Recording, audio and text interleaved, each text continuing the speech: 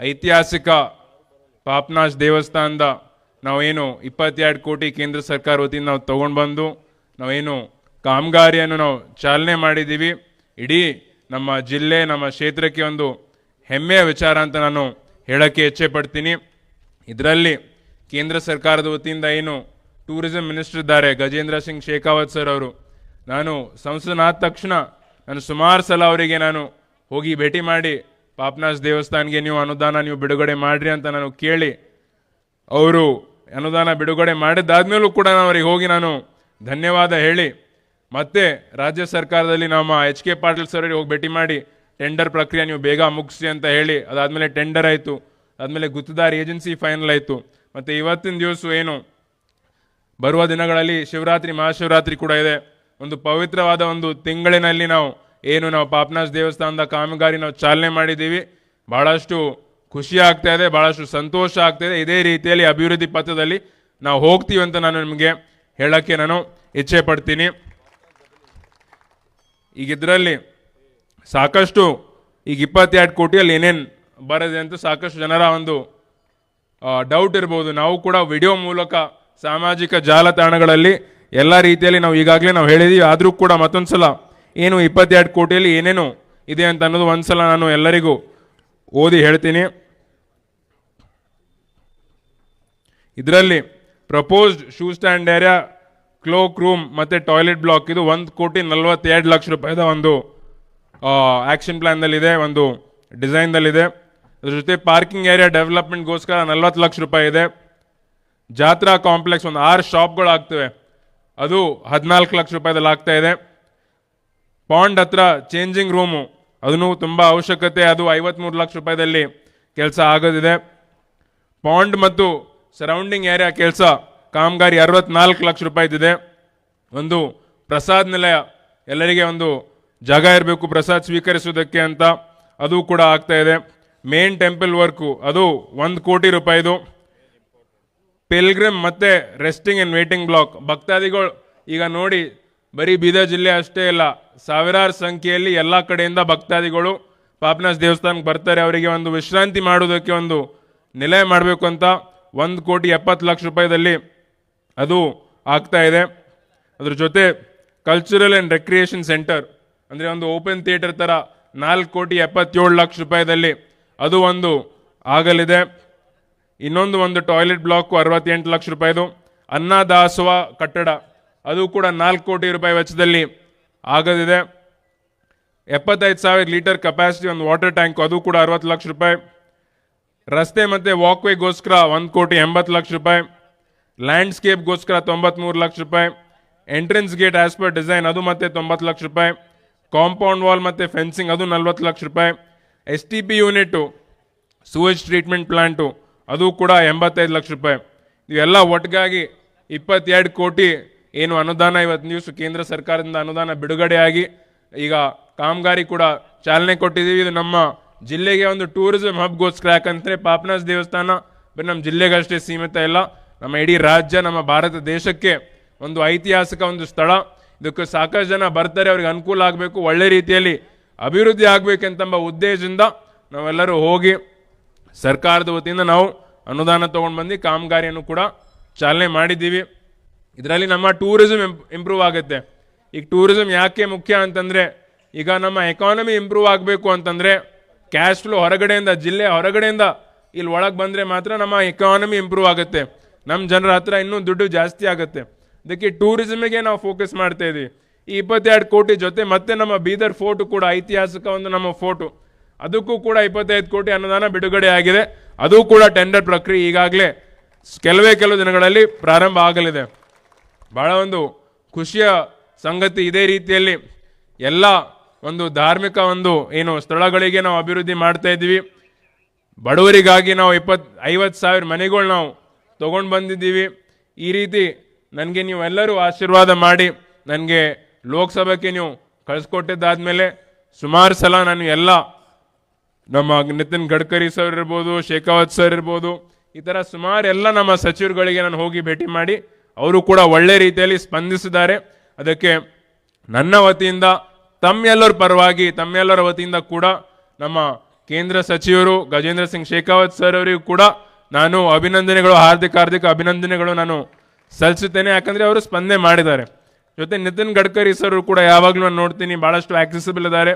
ಅವರು ಕೂಡ ಪಕ್ಷಾತೀತವಾಗಿ ಈ NH ಏನು ಕಾಮಗಾರಿ ನಡೀತಾ ಇದೆ, 100 ಕೋಟಿ CRF ಇರ್ಬೋದು, NHA ಎಲ್ಲ ರೀತಿಯಲ್ಲಿ ಕಾಮಗಾರಿ ಆಗ್ತಾ ಇದೆ. ರೈಲ್ವೇದು ನಮ್ಮ ಜಿಲ್ಲೆಯಲ್ಲಿ 100 ಕೋಟಿ ಕಾಮಗಾರಿ ಈಗಾಗಲೇ ಆಗ್ತಾ ಇದೆ. ನಮ್ಮ MOS ನಮ್ಮ ಸೋಮಣ್ಣ ಸರ್ ಅವರು ಕೂಡ ಯಾವಾಗಲೂ ಸ್ಪಂದಿಸ್ತಾರೆ. ಇದೇ ರೀತಿಯಲ್ಲಿ ಕೇಂದ್ರ ಸರ್ಕಾರದಲ್ಲೂ ಕೂಡ ಸ್ವಲ್ಪ ಜನ ನಮ್ಮ ಸಚಿವರು ಒಳ್ಳೆ ರೀತಿಯಲ್ಲಿ ಸ್ಪಂದನೆ ಮಾಡ್ತಾರೆ. ಅದಕ್ಕೆ ಅವರಿಗೂ ಕೂಡ ನನ್ನ ವತಿಯಿಂದ ನಾನು ಹಾರ್ದಿಕ ನಾನು ಅಭಿನಂದನೆಗಳು ನಾನು ಸಲ್ಲಿಸುತ್ತೇನೆ. ಅದಕ್ಕೆ ಇವತ್ತಿನ ದಿವಸ ತಾವು ಕೂಡ ಎಲ್ಲರೂ ಹೆಚ್ಚಿನ ಸಂಖ್ಯೆಯಲ್ಲಿ ನೀವು ಬಂದು ಭಾಗಿಯಾಗಿದ್ದೀರಿ. ಪಾಪನಾಸ್ ದೇವಸ್ಥಾನ ಒಂದು ಅಭಿವೃದ್ಧಿ ಪಥದಲ್ಲಿ ಬರೋ ಒಂದು ಕಾಮಗಾರಿ ಚಾಲನೆಯಲ್ಲಿ ಕೂಡ ತಾವು ಕೂಡ ಭಾಗಿಯಾಗಿದ್ದೀರಿ. ತಮಗೂ ಕೂಡ ನಾನು ಅಭಿನಂದನೆಗಳು ನಾನು ಸಲ್ಲಿಸ್ತೇನೆ. ಈಗ ಅದ್ರ ಜೊತೆ ಇನ್ನೊಂದು ಏನು ಹೇಳಬೇಕು ಅಂತಂದರೆ, ನಮ್ಮ ಯಾರು ವಿರೋಧಿಗಳು ಅಂತ ಹೇಳಬಾರ್ದು, ಆದರೂ ಕೂಡ ಇವತ್ತು ನ್ಯೂಸ್ ಅವ್ರು ತೋರಿಸಿದ್ದಾರೆ. ಈಗ ಅವರು ನಾವು ಅಭಿವೃದ್ಧಿ ಮಾಡ್ತಾ ಇದ್ದೀವಿ ಅಂತಂದರೆ ಅವರು ಕೂಡ ಖುಷಿಯಿಂದ ಸಂತೋಷದಿಂದ ತಾವು ಕೂಡ ಯುವಕರಾಗಿದ್ದೀರಿ, ಅನುದಾನ ತೊಗೊಂಡು ಬಂದಿದ್ದೀರಿ, ನಾವು ಕೂಡ ನಿಮ್ಮ ಜೊತೆ ಇದ್ದೀವಿ, ನಾವು ಇನ್ನೂ ಜಾಸ್ತಿ ನೀವು ಅಭಿವೃದ್ಧಿ ಮಾಡಿರಿ ಅಂತ ನನ್ನ ಅನಿಸಿಕೆ ನಾನು ಎಕ್ಸ್ಪೆಕ್ಟ್ ಮಾಡಿತ್ತು. ಬಹುಶಃ ಇವರು ಕೂಡ ಅಭಿನಂದನೆ ಸಲ್ಲಿಸ್ತಾರೆ. ಯಾಕಂದರೆ ದೇವಸ್ಥಾನ ಅಭಿವೃದ್ಧಿ ಆಗ್ತಾ ಇದೆ ಅಂತಂದರೆ ಯಾರಿಗೆ ಕಷ್ಟ, ಯಾರಿಗಾದರೂ ಸಮಸ್ಯೆ ಆಗ್ತಾ ಇದೆಯಾ, ಯಾರಿಗಾದರೂ ಪ್ರಾಬ್ಲಮ್ ಆಗ್ತಾ ಇದೆಯಾ? ಅದಕ್ಕೆ ನಾನೇನು ಎಕ್ಸ್ಪೆಕ್ಟ್ ಮಾಡಿದ್ದು ಅವರು ಕೂಡ ಅಭಿನಂದನೆ ಸಲ್ಲಿಸಿ ಅವರು ಕೂಡ ಭಾಗಿಯಾಗ್ತಾರೆ, ಒಳ್ಳೆ ರೀತಿಯಲ್ಲಿ ಕಾರ್ಯಕ್ರಮವನ್ನು ಆಗತ್ತೆ ಅಂತ ನಾನು ಎಕ್ಸ್ಪೆಕ್ಟ್ ಮಾಡಿತ್ತು. ಆದರೂ ಕೂಡ ಅವರು ಒಂದು ರೀತಿಯಲ್ಲಿ ರಾಜಕೀಯದ್ರಲ್ಲಿ ತಂದು ಧಾರ್ಮಿಕ ಕಾರ್ಯಕ್ರಮಗಳಲ್ಲಿ ಯಾವತ್ತೂ ರಾಜಕೀಯ ತರಬಾರ್ದು. ಆದರೂ ಕೂಡ ಅವ್ರು ರಾಜಕೀಯ ತಂದು ಇವತ್ತಿನ ದಿವಸ ನಾವು 7ನೇ ತಾರೀಕಿಗೆ ಬೆಳಗ್ಗೆ 11 ಗಂಟೆಗೆ ನಾವು ಪೂಜೆ ಇಟ್ಟಿದ್ದೀವಿ ಅಂತಂದರೆ ಅವರು ಕೂಡ 10ವರೆಗೆ ನಾವು ಪೂಜೆ ಮಾಡ್ತೀವಿ ಅಂತ ಒಂದು ಇದು ಮಾಡ್ತಾರೆ. ಫಸ್ಟ್ ಮಾಡಿದ್ದು ನಾವು. ಇವ್ರ ಉದ್ದೇಶ ಏನು ನಾವು ಜಗಳ ಹಚ್ಚಬೇಕು, ಕಾರ್ಯಕ್ರಮ ಸಕ್ಸಸ್ಫುಲ್ ಆಗಬಾರ್ದು, ಯಶಸ್ವಿ ಆಗಬಾರ್ದು ಅಂತ. ಆದರೂ ಕೂಡ ಇವತ್ತಿನ ದಿವಸ ನಮ್ಮೆಲ್ಲ ಪೊಲೀಸ್ ಅಧಿಕಾರಿಗಳು, ನಮ್ಮ SP ಅವರು, ಅಡಿಷನಲ್ SP, DSP ಅವರು ಭಾಳ ಒಳ್ಳೆ ರೀತಿಯಲ್ಲಿ ಅವರು ಕೂಡ ಏನು ಸಿಚುವೇಶನ್ ಇತ್ತು ಅದನ್ನು ಮ್ಯಾನೇಜ್ ಮಾಡಿದ್ದಾರೆ. ಅವರಿಗೂ ಕೂಡ ನಾನು ಅಭಿನಂದನೆಗಳನ್ನು ನಾನು ಸಲ್ಲಿಸುತ್ತೇನೆ. ಈಗ ಅದರ ಜೊತೆ ಕ್ಲಾರಿಫಿಕೇಶನ್ ಕೊಡಲೇಬೇಕಾಗತ್ತೆ. ನಾನು BJP ಶಾಸಕರ ಒಂದು ವಿಡಿಯೋ ನಾನು ನೋಡಿದೆ, ಅವರು ಹೀಗೆ ಮಾಡ್ತಾ ಇದ್ದಾರೆ ಅಂತಂಬೋದು. ನಾನು ಅವ್ರಿಗೆ ಒಂದೇ ಪ್ರಶ್ನೆ ಕೇಳ್ತೀನಿ, ಏನಂತಂದರೆ ಅವರು ಕೂಡ ರಾಜ್ಯ ಸರ್ಕಾರದಲ್ಲಿ ಈಗ ನಮ್ಮ ಸರ್ಕಾರ ಇದೆ, ಮಾನ್ಯ ಮುಖ್ಯಮಂತ್ರಿಗಳು ಸಿದ್ದರಾಮಯ್ಯ ಸಾಹೇಬರು ಇದ್ದಾರೆ.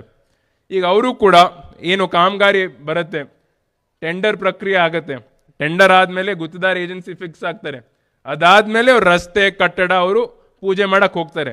ಸುಮಾರು ಸಲ ನಾನು ನೋಡಿದ್ದೀನಿ, ಮಾಧ್ಯಮದ ಮಿತ್ರರು ಕೂಡ ಅದನ್ನು ಕವರ್ ಮಾಡಿದ್ದಾರೆ, ಎಲ್ಲ ನ್ಯೂಸಲ್ಲಿ ಕೂಡ ಬಂದಿದೆ ಈ ರಸ್ತೆ ನಾವು ಕಾಮಗಾರಿ ಚಾಲನೆ ಮಾಡಿದೀವಿ ಅಂತ.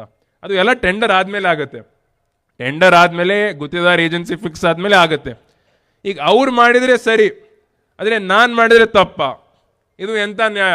ಈ ಕೇಂದ್ರದಲ್ಲಿ ನಮ್ಮ ಸರ್ಕಾರ ಇಲ್ಲ ಅಂತ ಅವ್ರು ಈ ಥರ ಮಾಡೋದು ಎಷ್ಟರ ಮಟ್ಟಿಗೆ ಅದು ಸರಿ ಅಂತ ಅವರು ವಿಚಾರ ಮಾಡಬೇಕಾಗತ್ತೆ. ಈ ಕೇಂದ್ರದಲ್ಲಿ ಹೌದು ನಮ್ಮ ಸರ್ಕಾರ ಇಲ್ಲ, ಆದರೂ ಕೂಡ ನಾವು ಅನುದಾನ ನಾವು ತೊಗೊಂಡು ಬರ್ತಾ ಇದ್ದೀವಿ, ಸ್ಪಂದನೆ ಮಾಡ್ತಾ ಇದ್ದೀರಿ, ಅದು ಅವರು ಕೂಡ ಸಪೋರ್ಟ್ ಮಾಡಬೇಕು, ಬೆಂಬಲ ಕೊಡಬೇಕು. ಅವ್ರು ಮಾಡಿದೆ ನಾನು ಮಾಡಿದ್ದೀನಿ, ಟೆಂಡರ್ ಆಯಿತು, ಟೆಂಡರ್ ಪ್ರಕ್ರಿಯೆ ಆದಮೇಲೆ ಗುತ್ತಿದಾರ ಏಜೆನ್ಸಿ ಫೈನಲ್ ಆಯಿತು, ಅದಾದಮೇಲೆ ನಾವು ಪೂಜೆ ಮಾಡ್ತಾಯಿದ್ದೀವಿ, ಕಾಮಗಾರಿ ಚಾಲನೆ ಮಾಡ್ತಾಯಿದ್ದೀವಿ. ಅವ್ರು ಮಾಡಿದರೆ ಸರಿ, ನಾವು ಮಾಡಿದರೆ ತಪ್ಪು ಅಂತ ಒಂದು ಭಾವನೆ ಅವರು ಎಲ್ಲರಿಗೆ ಅವರು ಮೂಡಿಸೋದಕ್ಕೆ ಪ್ರಯತ್ನ ಮಾಡ್ತಾ ಇದ್ದಾರೆ. ಆದರೆ ಜನರಿಗೂ ಕೂಡ ಗೊತ್ತಾಗಿದೆ ಪಾಪನಾಸ್ ದೇವಸ್ಥಾನದ ಅಭಿವೃದ್ಧಿ ಇವ್ರು ಮಾಡ್ತಾ ಇದ್ದಾರೆ, ಒಳ್ಳೆ ರೀತಿಯಲ್ಲಿ ಅಭಿವೃದ್ಧಿ ಮಾಡ್ತಾ ಇದ್ದಾರೆ. ಈ ಥರ ಪ್ರತಿಭಟನೆ ಮಾಡೋದು ಅವರಿಗೆ ಶೋಭೆ ತರೋದಿಲ್ಲ. ಪ್ರತಿಭಟನೆ ಯಾವಾಗ ಮಾಡಬೇಕು? ಅಭಿವೃದ್ಧಿ ಆಗ್ತಾ ಇಲ್ಲ, ಅವ್ರು ಕೆಲಸ ಮಾಡ್ತಾ ಇಲ್ಲ ಅಂತಂದರೆ ಆವಾಗ ಪ್ರತಿಭಟನೆ ಮಾಡಲಿ. ಅದೇ ಅಭಿವೃದ್ಧಿ ಆಗ್ತಾ ಇದೆ, ಕೆಲಸ ಆಗ್ತಾ ಇದೆ, ಕಾಮಗಾರಿ ನಾವು ಚಾಲನೆ ಕೊಡ್ತಾ ಇದೀವಿ ಅಂತಂದರೆ ಅವ್ರು ಪ್ರತಿಭಟನೆ ಮಾಡ್ತಾರೆ ಅಂತಂದರೆ ಭಾಳ ಆಶ್ಚರ್ಯ ಮಾತು ಅಂತ ನನಗೆ ಅನಿಸುತ್ತೆ. ಅದ್ರ ಜೊತೆ ಅವ್ರು ಇದನ್ನು ಅಂತಾರ ನಾನು ತೊಗೊಂಡು ಬಂದಿದ್ದೀನಿ, ನೀವು ತೊಗೊಂಡು ಬಂದಿಲ್ಲ, ಹಾಗೆ ಹೀಗೆ. ಇದು ಸರ್ಕಾರದ ದುಡ್ಡು. ಯಾರೂ ಕೂಡ ಸರ್ಕಾರದ ದುಡ್ಡು ಅಂತಂದಮೇಲೆ ಇದು ಎಲ್ಲರದ್ದು ದುಡ್ಡು ಬಂತು. ಇದರಲ್ಲಿ ಜನರ ತೆರಿಗೆ ಟ್ಯಾಕ್ಸ್ ಏನು ನಾವೆಲ್ಲ ಕಟ್ತೀವಿ, ಅದೇ ಸರ್ಕಾರದ ದುಡ್ಡಿಂದ ಎಲ್ಲ ರೀತಿಯಲ್ಲಿ ಅಭಿವೃದ್ಧಿ ಆಗುತ್ತೆ. ಈಗ ಸರ್ಕಾರದ ದುಡ್ಡು ಅಂತಂದಮೇಲೆ ಅದು ನಿಮ್ಮೆಲ್ಲರ ದುಡ್ಡಾಯಿತು. ಈಗ ನಾನು ಜನಪ್ರತಿನಿಧಿ, 20 ಲಕ್ಷ ಜನರ ಜನಪ್ರತಿನಿಧಿ. ಈಗ 20 ಲಕ್ಷ ಜನರಿಗೆ ನಾವು ಸೇರಿಸಿ ಎಲ್ಲರ ಕೈಯಿಂದ ನಾವು ಪೂಜೆ ಮಾಡಿಸ್ಲಿಕ್ಕಾಗುತ್ತೇನು? ಆಗಲ್ಲ. ಅದಕ್ಕೆ ಜನಪ್ರತಿನಿಧಿಯಾಗಿ ಸಂವಿಧಾನ ನಮಗೆ ಹಕ್ಕು ಕೊಟ್ಟಿದೆ.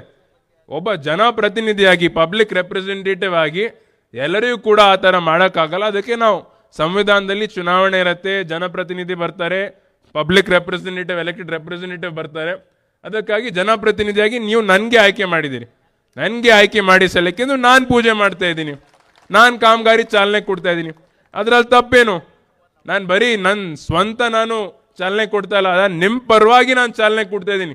ಎಲ್ರಿಗೂ ಕೂಡ ಬಂದು ಚಾಲನೆ ಕೊಡೋಕ್ಕಾಗಲ್ಲ ಅಂತ ಜಿಲ್ಲೆಯ ಜನತೆ ಪರವಾಗಿ, ಕ್ಷೇತ್ರ ಜನತೆ ಪರವಾಗಿ ನಾನು ಬಂದು ಕಾಮಗಾರಿಯನ್ನು ಕೇಂದ್ರ ಸರ್ಕಾರದ ಹಣ ಇದ್ದಿಸಲಿಕ್ಕೆಂದು ನಾನು ಚಾಲನೆ ಕೊಡ್ತಾ ಇದ್ದೀನಿ. ಇದರಲ್ಲಿ ನನ್ನ ಅಭಿಪ್ರಾಯ ಪ್ರಕಾರ ಏನೂ ತಪ್ಪಿಲ್ಲ. ಆದರೂ ಕೂಡ ಅವರು ರಾಜಕೀಯದಲ್ಲಿ ತಂದು ಒಂದು ರೀತಿಯಲ್ಲಿ ನಮಗೆ ಅಡ್ಡ ಹಾಕಬೇಕು, ಜಗಳ ಹಚ್ಚಬೇಕು, ಇದು ಕಾರ್ಯಕ್ರಮ ಹಾಳಾಗಬೇಕು ಅಂತ ಅವರೆಲ್ಲ ಉದ್ದೇಶಿದ್ರು ಕೂಡ ಇವತ್ತು ದಿವಸ ನೀವು ನೋಡ್ಬೋದು ಬಹಳಷ್ಟು ಶಾಂತಿಯಿಂದ, ಬಹಳಷ್ಟು ಒಂದು ಒಳ್ಳೆ ರೀತಿಯಲ್ಲಿ ಕಾಮಗಾರಿ ಕೂಡ ಚಾಲನೆ ಆಗಿದೆ. ದೇವಸ್ಥಾನದಲ್ಲಿ ಕೂಡ ನಾವು ಪೂಜೆ ಸಲ್ಲಿಸಿದ್ದೀವಿ. ವೇದಿಕೆ ಕಾರ್ಯಕ್ರಮ ಕೂಡ ಭಾಳ ಒಳ್ಳೆ ರೀತಿಯಲ್ಲಿ ನಡೀತಾ ಇದೆ. ಅದಕ್ಕೆ ಎಲ್ಲ ಜಿಲ್ಲಾಡಳಿತ ವತಿಯಿಂದ ಭಾಳ ಒಳ್ಳೆ ರೀತಿಯಲ್ಲಿ ಅವರು ಕೂಡ ಆರ್ಗನೈಸ್ ಮಾಡಿದ್ದಾರೆ. ನೀವು ಕೂಡ ಭಾಳ ಒಳ್ಳೆ ರೀತಿಯಲ್ಲಿ ಎಲ್ಲರೂ ನಮ್ಮವರೆಲ್ಲರೂ ನೀವು ಬಂದಿದ್ದೀರಿ, ಎಲ್ಲರೂ ಸ್ಪಂದನೆ ಕೊಟ್ಟಿದ್ದೀರಿ. ಅದಕ್ಕೆ ಮತ್ತೆ ನಾನು ಜಾಸ್ತಿ ಸಮಯ ತಗೊಳಕ್ಕೆ ಹೋಗೋದಿಲ್ಲ.